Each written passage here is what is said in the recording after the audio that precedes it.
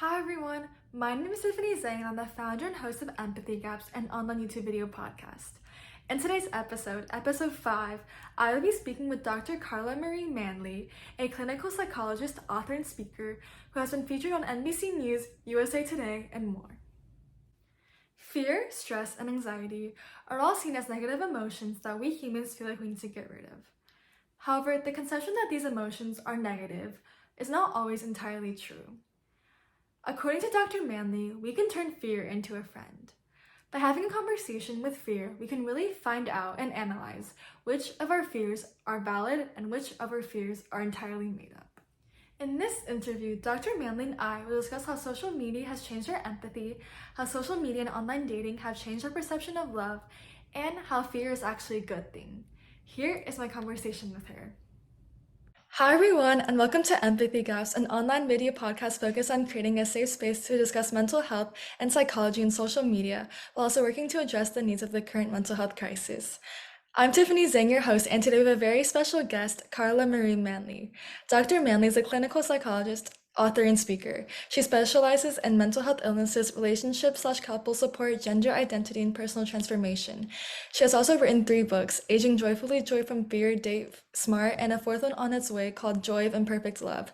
Additionally, she has been featured in NBC News, US Today, The New York Times, The Washington Post, and many others.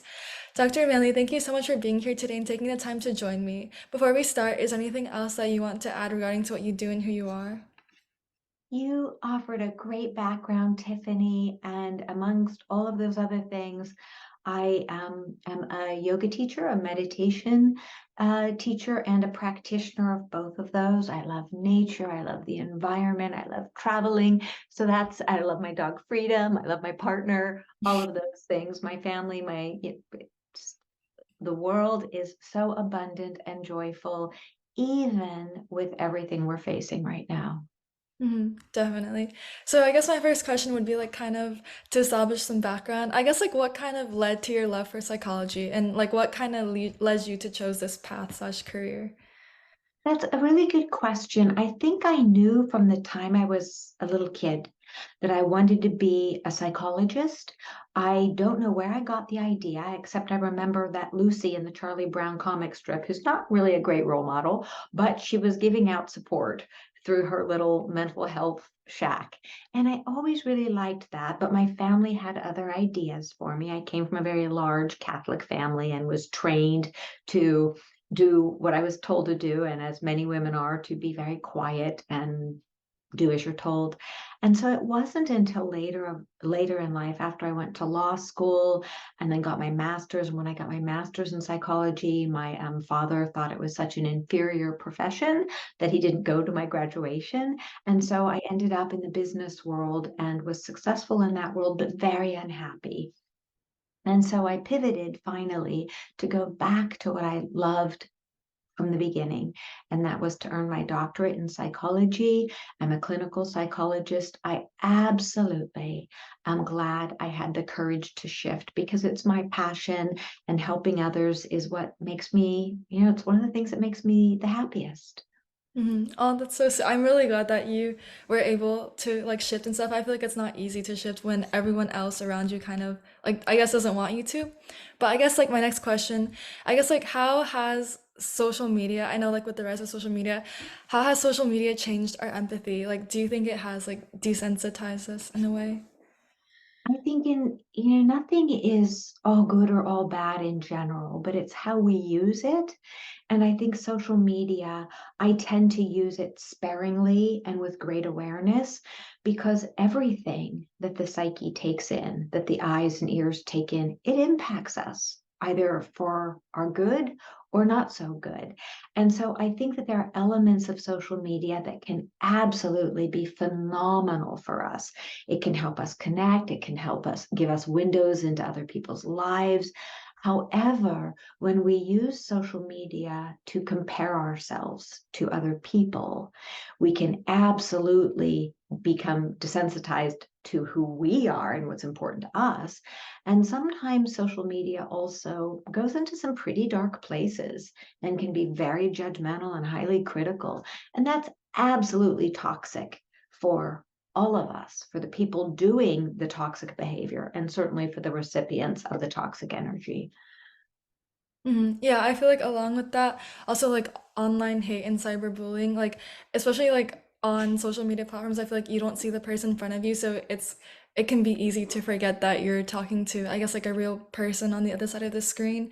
And I also like on the desensitization part, I talked to you before. I did read that article that you were featured in USA Today about like how a celebrity's death was circulating online and how people we're kind of like circulating that video online like entertainment, and I guess that kind of shows, I guess. And also, I guess like kind of pivoting to dating and love, do you think our perception of dating slash love has shifted for the worse or better with social media? I love relationships. I love the world of dating and um, marriage and companionship and all of that. It's one of the reasons I started my podcast. It's called Imperfect Love, to help people understand that love is imperfect. Yet, because we live in a world where the ideals, the standards are pretty high and they're often illusion based, we can forget that it takes work to create a healthy relationship. It's one of the reasons I wrote down and I sat down and wrote Joy from Fear. It's also the reason I wrote Date Smart, because Date Smart, transform your relationships and love fearlessly. So many of the clients, whether individuals, groups, couples that I work with, they get lost thinking that a relationship should be XYZ. And it's easy to forget in today's world where instant gratification is very high, very common. We expect people to know our needs and meet our needs, and we expect bliss. We expect a fairy tale. But real love is never a fairy tale. It just isn't. It takes a lot of hard work. And so I emphasize in all of my work that love is messy, life is messy. The really carefully curated images we see on social media that show the perfect honeymoon, the perfect couple. Yes, there are glimpses of that. There are snapshots of that in life. But no relationship, no matter how healthy, is going to be all perfect. hmm Also, I know like on like whenever, or I feel like this is like kind of like a common trend like on TikTok. I know people like whenever they post a social like a relationship of their a TikTok of their relationship, people in the comments are usually like they comment something like sleeping on the highway or like eating glass or something. And I feel like seeing like a lot of like I guess like cute relationship TikToks can sometimes set people up for unrealistic standards because they think that their relationship should be like that as well on TikTok. And when it's not, it can set people up for, I guess, like it can make them feel disappointed and think that there's something wrong with them. And there was like this video essay that I watched. It was basically talking about how many people in today's world they think of love as something passive, something that just like happens or like a feeling, and they're like waiting to be loved rather than like increasing, I guess like well, instead of thinking about how they can love more, they're like kind of thinking about how they can be more lovable. It's, another really good point, Tiffany, because it's natural from childhood forward to want to be loved. We come out of the womb wanting affection and love and feeding. So it's a natural part of who we are, but part of the maturation process, the emotional maturation process, because some people are in their 40s, 50s, 60s and never emotionally mature. So it's not something that comes just with time. We have to work on it. And a piece about love is that it's the tagline for my podcast. You do not need to love yourself perfectly to love others well. But it's really interesting because the more we work on knowing ourselves and loving ourselves with compassion, all of our faults, all of our strengths, all of our weaknesses, just knowing and working on it, the more we're able to love others and others are able to love us back. So it's not a closed system of love me or, love self. It's an open system where we want to be constantly spreading love within ourselves, love with others.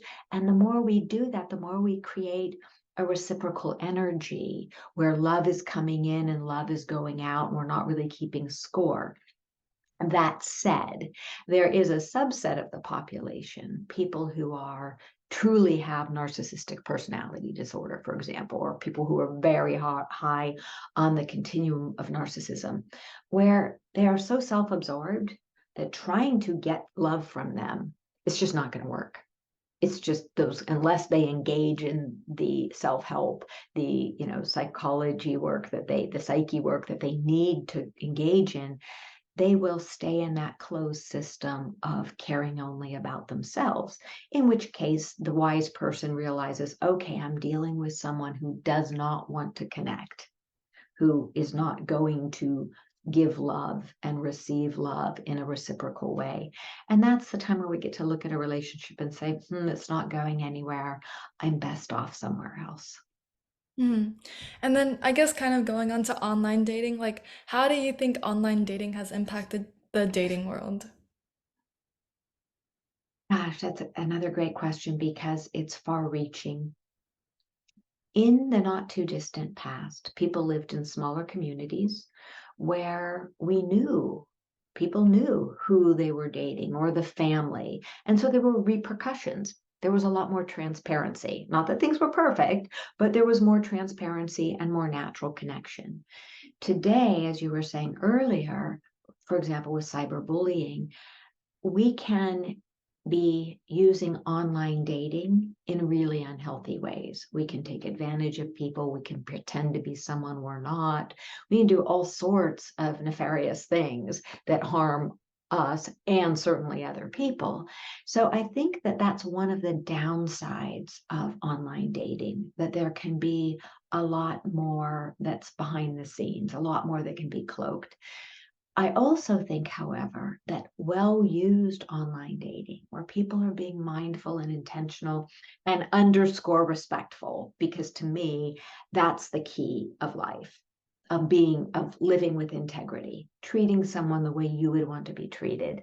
And I don't care how old someone is, whether they're 10 or, 100, we all do our best when we're treating others with integrity and treating ourselves with integrity.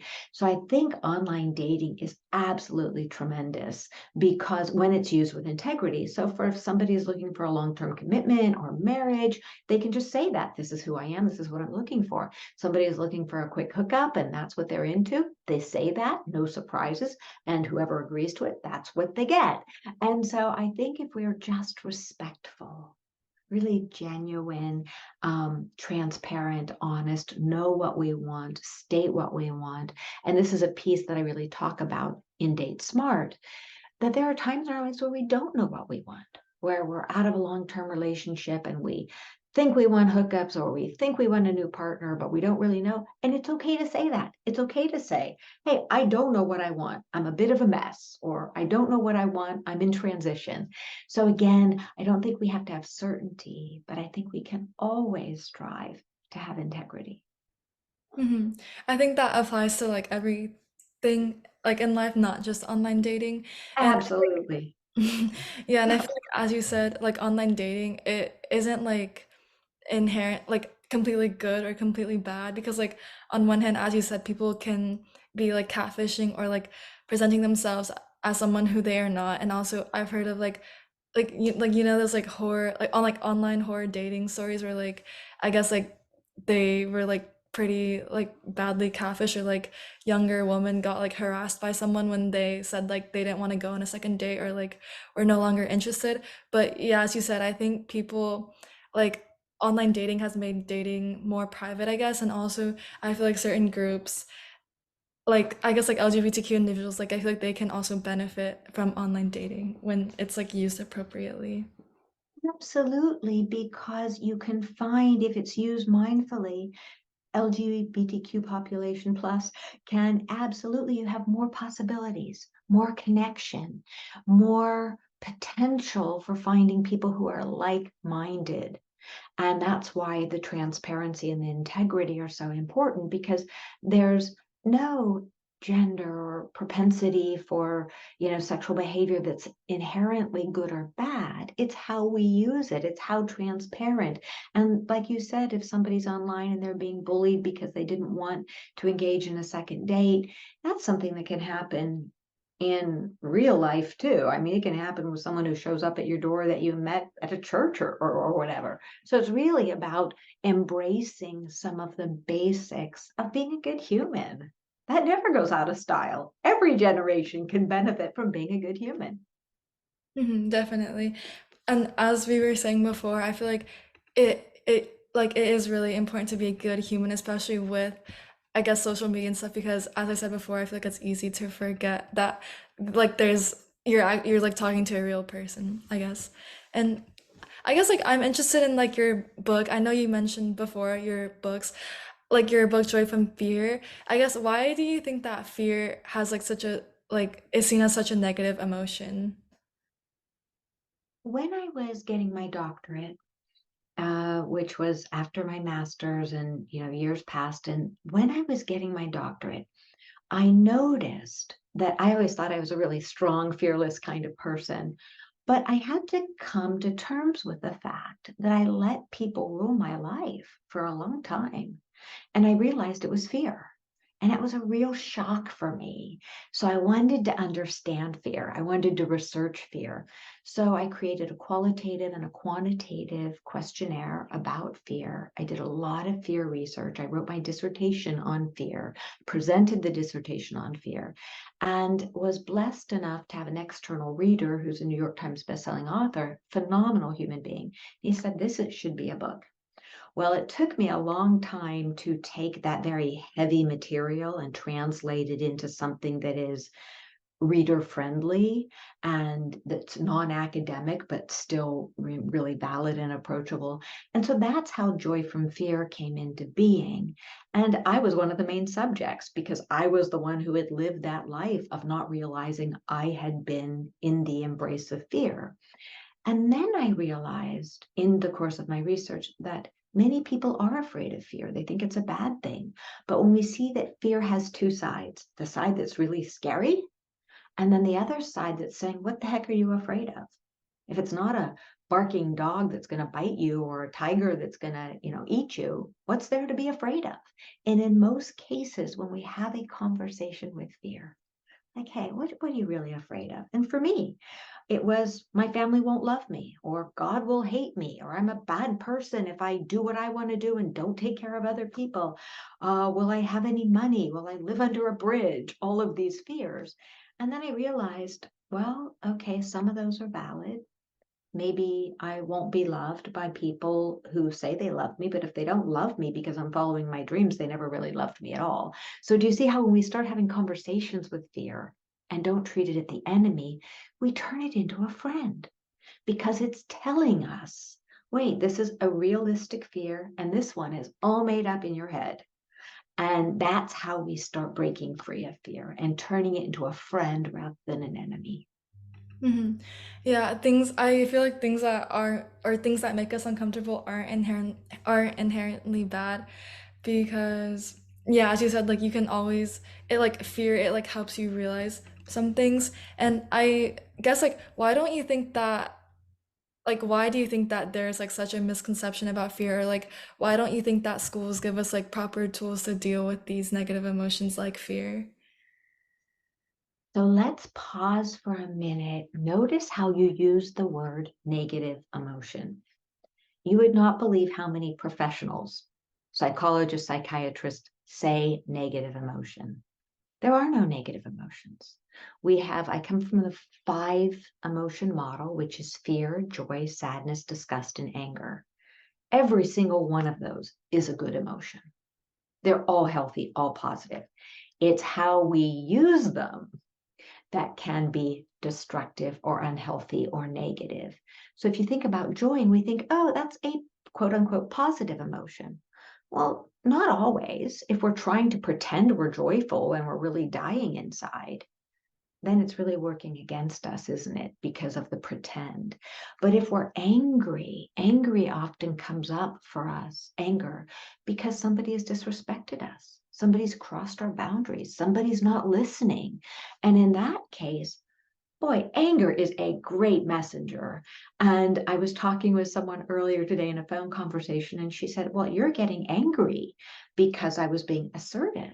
And I said, no, I'm actually not angry at all. I'm just stating my truth.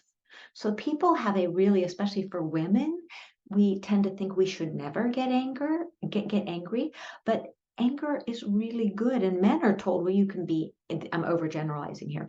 Men are told you can be angry, but not sad. And women are told, well, you can kind of be sad, but not too sad.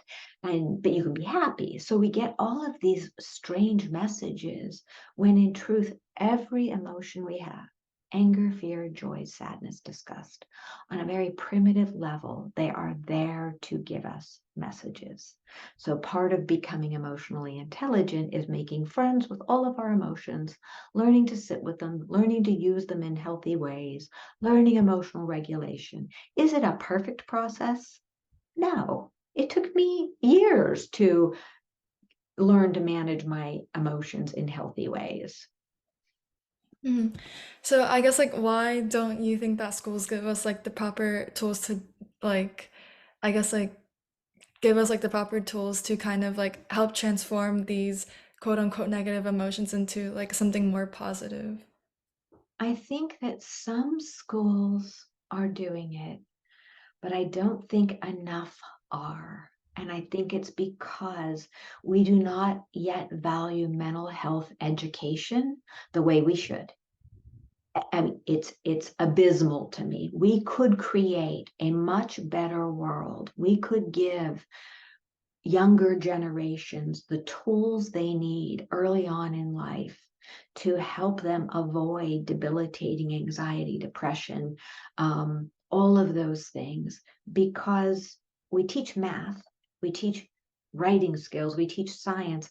Why wouldn't we want to teach from an early age this beautiful thing called the psyche, the mind? Why wouldn't we want to really honor that? And so I'm a big believer. There's a stack of books up behind me that I was the main reader for these books for mental health in school systems. And as good as they are, they're all for mm, older adolescents, and that's way too late.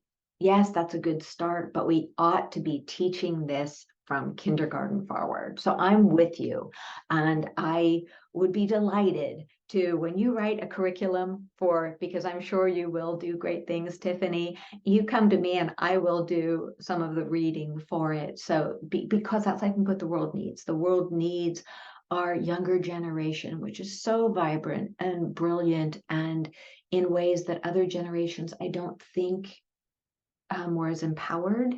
And I believe that we can start making changes in the school system so we can make mental health awareness more a part of everyday life. Hmm.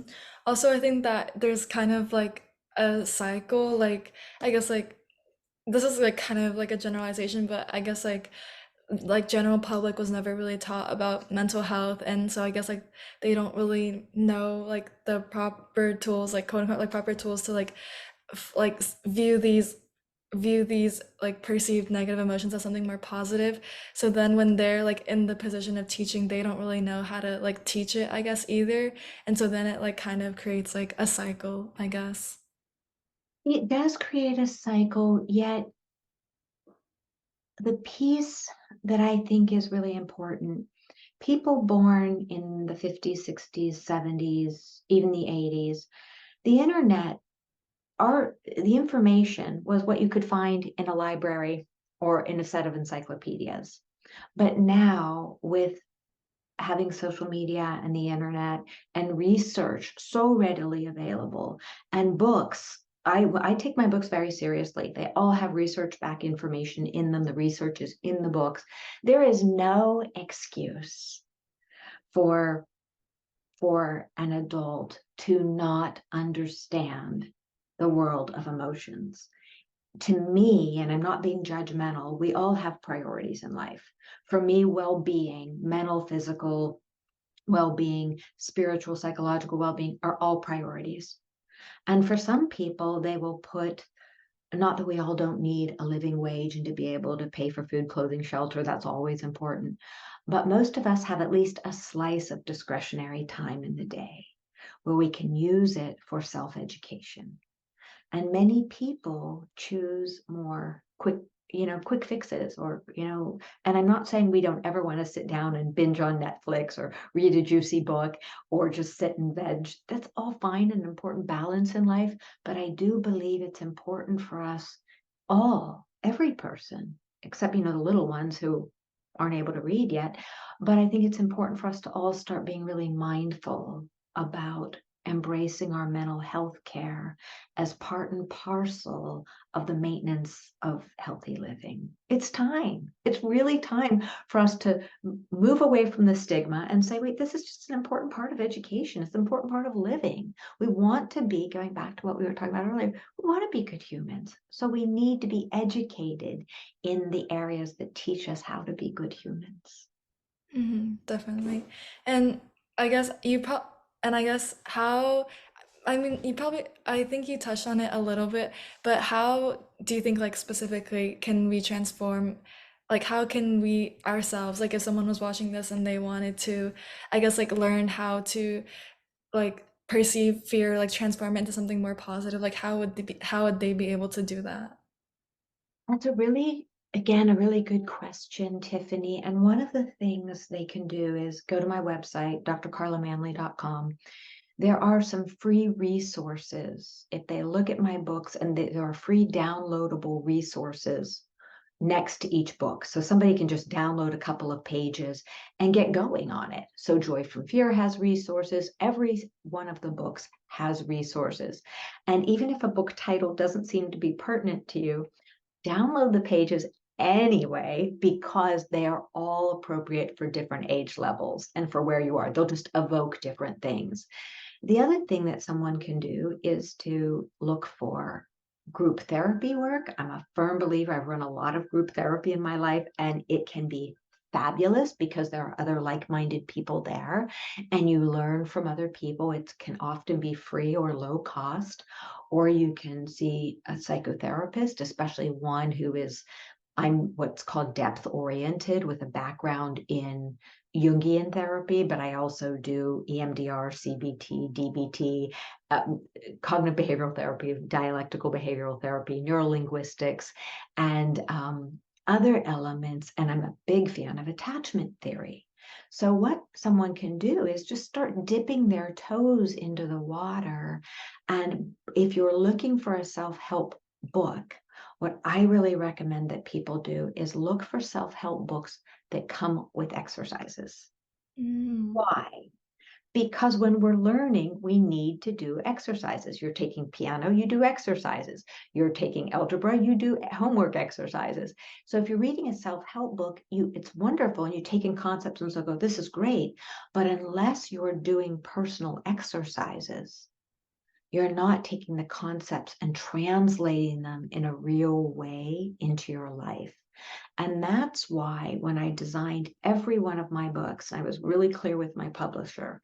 They all need to have exercise sections. And it takes me a lot of work to design them. But why do I want to go to all that work? I don't make any writing books is not a money-making enterprise. It's an act of love. So why do I do that? Because many people can't afford therapy or access therapy. Yet for the cost of a book, if you're willing to listen to it or read it and do some of the exercises for, $20, often less, you can get a lot of self-work done.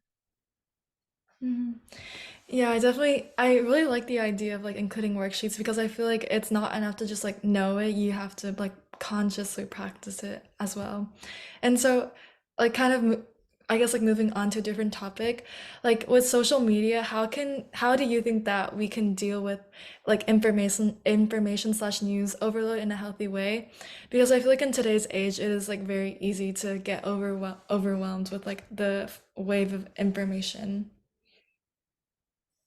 I'm a big believer, Tiffany, in I don't use so again, I don't use social media a lot, so I really try and walk my talk. Could I really get immersed in it? Absolutely. Do I want to? Absolutely not. To me, I walk every morning in nature. I could be looking at social media while I'm there, or I could be really immersing myself in the healing benefits of nature and paying attention to my dog or whatever it is I'm doing. So I think it's about practicing healthy habits. And so if I check my social media at all, it's in the morning and then I'm done. I have no need to check it for the rest of the day. It's the wiring of your brain. So if I wired myself to check my social media frequently, I would be doing it frequently. And there was a time that I did do that. And then I realized it's too consumptive. I don't want to be doing that with my time. It doesn't make me feel good. And so I think for people to each just pause, every person to pause. I've had clients who have gone on their own social media diets or completely abandoned social media. And in every case, their changes paid off. They noticed increased feelings of well-being, decreased depression, decreased anxiety. So I think it's a matter of just making an agreement with yourself. Hey, I'm going to allow myself 15 minutes in the morning, 15 minutes at lunch, or whatever amount of time works for you, and then this much at night if I want to. I'm a big believer also in not using social media or news in the evening. Here's why. Whatever we do prior to bedtime, whether it's reading a good book or watching a horror movie or comparing ourselves to all of the so-called perfect people online, it is more likely to be stored in the brain. That's how our brains work. And so I'm a big believer in using my evening hours, and it works definitely also for my clients. Use your evening hours, especially those last 2 or 3 hours before bedtime, to do things that feel good to you, that feel gentle to your soul, that feel inspiring. And if that's taking a bath or doing some yoga or sitting on the couch watching a rom-com, whatever it is, just be really mindful. And I also think when it comes to the state of the world, whether it's eco-anxiety or politics or what's happening with Israel right now and all of that, it is really traumatic. And research shows that people who engage in more social media use have higher rates, it's no surprise, higher rates of anxiety and depression and even vicarious trauma. So I want to be really mindful that why traumatize ourselves? Why would I knowingly expose myself? Now, my partner likes to watch news and, all of the hyper sensationalized events. I don't. And I'm much calmer than my partner. I'm much calmer and more down to earth. And I think part of it has to do with the fact that when I take in my news, it's either from a regular newspaper or a news show like NPR News Updates or The Economist, where they tend to be much more neutral. It's not sensationalized. So I'm staying abreast of politics, but I'm not engaging in many cases my visual. Yes, auditory. Sometimes if it's written, it's just my eyes. But I really try very hard to stay away from images that are triggering. Why? Why would I want to harm my psyche? Why do I want to put images of people who have been decapitated in front of in front of my eyes? There's no upside to it. I can read about it, and that's horrifying enough, and it keeps me abreast of what's happening. But I really would recommend that listeners realize, hey, it's just like whatever you consume at dinner. Why would you eat something at dinner that's going to make you throw up or make you have nightmares? Just be a wise consumer of what you put into your mind. Mhm. I think, yeah, I think that's definitely something very intriguing. And I guess, like, why do you think that, kind of like going off of that, like, why do you think that teen mental health is at a low? And I guess, like, what can we do to help alleviate the current mental health crisis? Teens face a world that has been ravaged by prior generations, and it makes me very sad and very upset. And I do everything I can to treat the world as kindly as possible and to be mindful. And I think many people don't. And I think for teens who are watching people in their generation and generations before them leave them a world that has been so mismanaged, all for the sake of so-called progress and money and power. I think if I were a teen in today's world, and some of the teens I've worked with, they're angry, and rightfully so. They're angry. They're inheriting a world that has been damaged in ways that are possibly irreparable. And then the adults, or so-called adults in charge, are not taking mindful steps to absolutely get in the way. I mean, prevent further climate change, further climate damage. And I think some of that, and I would completely understand if a teen were, to say straight out, I'm ticked off about this. I'm mad about this. Absolutely. Because we are not making the changes that we ought to be making to prevent further damage to the world you are inheriting.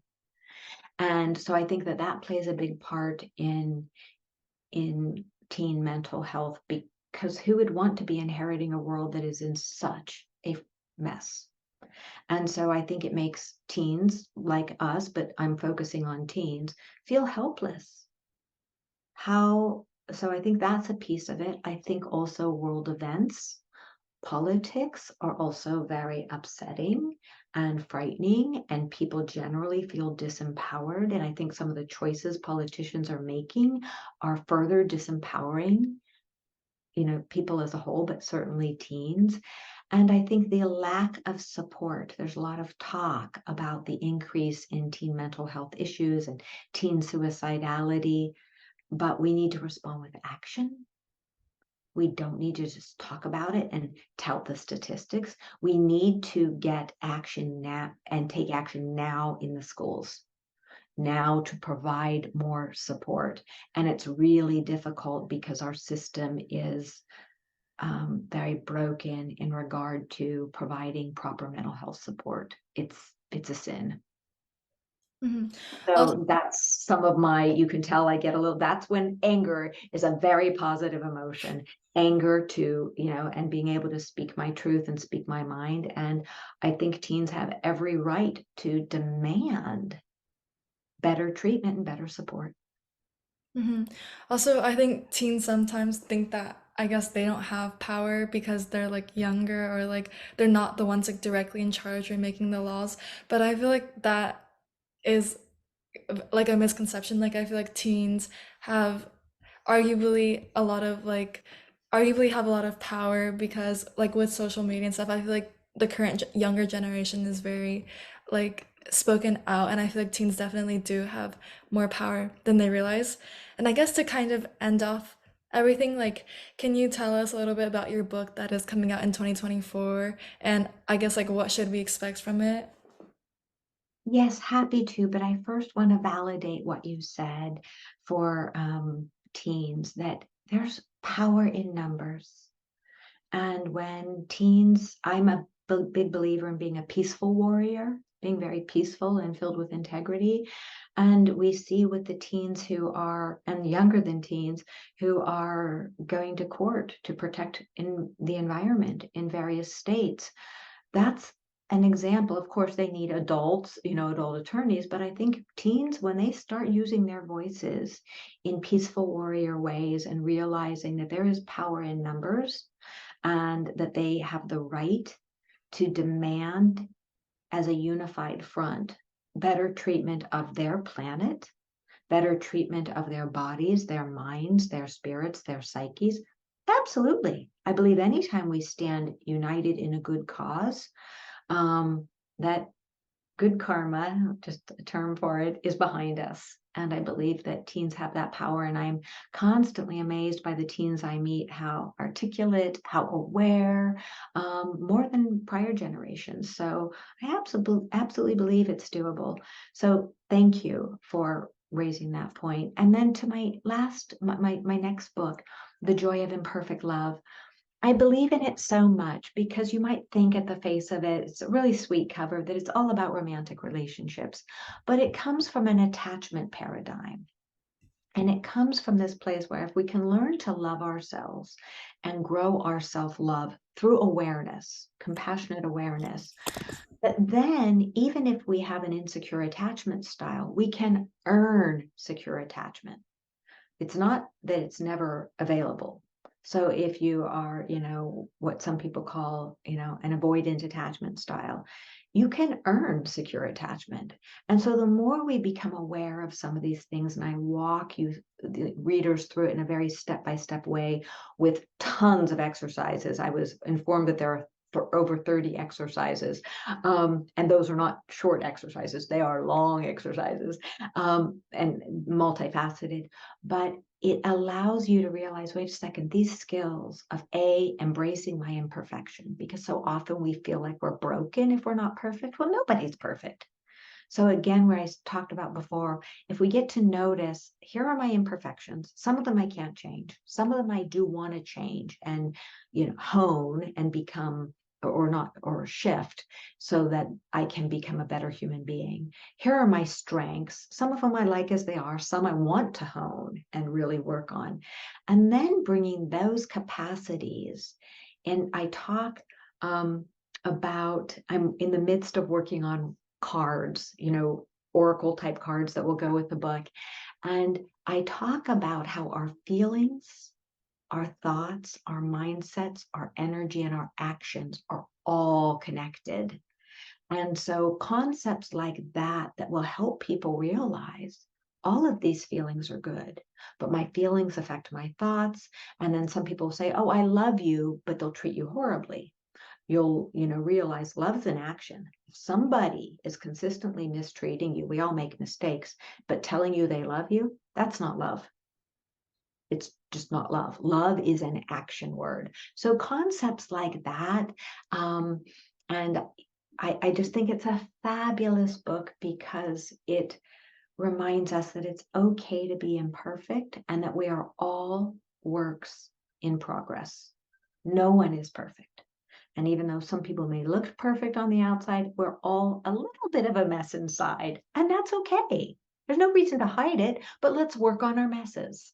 And that's basically the message on our book. And the skills can be used in friendships, in families, in love relationships, even at work, because they're all the basic same emotional intelligence skills.